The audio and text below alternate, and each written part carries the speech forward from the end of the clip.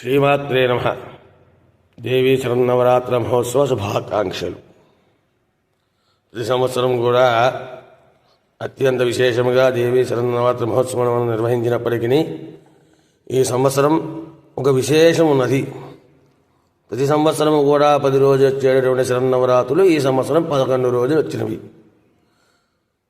ఇది చాలా అరుదుగా జరుగుతూ ఉంటుంది. ఒక 10 సంవత్సరములకు 15 సంవత్సరములకు ఒకసారి ఈ విధముగా 11 రోజులు రావడం జరుగుతుంది.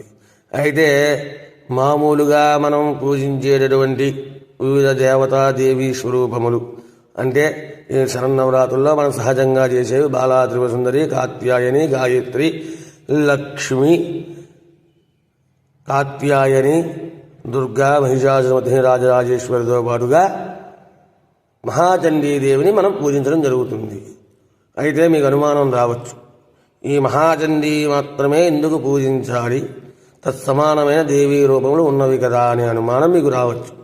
అయితే దానికి నివృత్తి ఏమయ్యా అంటే, ఈ సందేహం నివృత్తి దేవి సప్తశతి చండీ దుర్గా సప్తశతిలోకి వెళ్తే కనుక 12వ అధ్యాయంలో 4వ శ్లోకము 12వ శ్లోకంలో చాలా సుస్పష్టంగా చెప్పడం జరిగింది.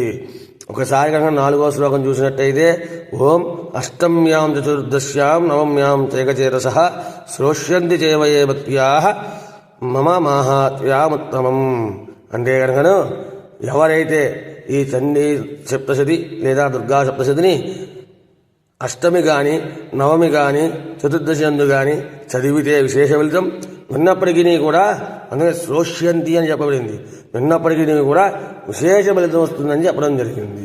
అలాగే ఒకసారి 12వ శ్లోకం చూడండి.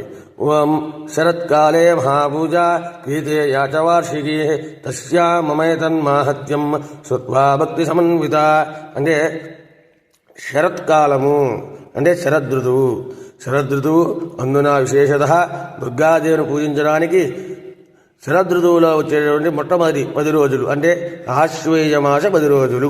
ఈ 10 రోజులు కూడా అమ్మవారిని మనం ఆరాధిస్తాం కాబట్టి శరత్కాలమందు ఎప్పుడు ఆరాధించినప్పటికీ అందున విశేషత ఈ దేవీ శరన్నవరాత్రులలో చండీదేవిని ఆరాధించడం వలన విశేష ఫలితములు కలుగుతాయని చెప్పబడింది. కాబట్టి అందరూ కూడా ఈరోజు అనగా షష్ఠి తుది నాడు అమ్మవారిని ఆరాధించవలసిందిగా ప్రార్థన చేసుకుంటున్నాం.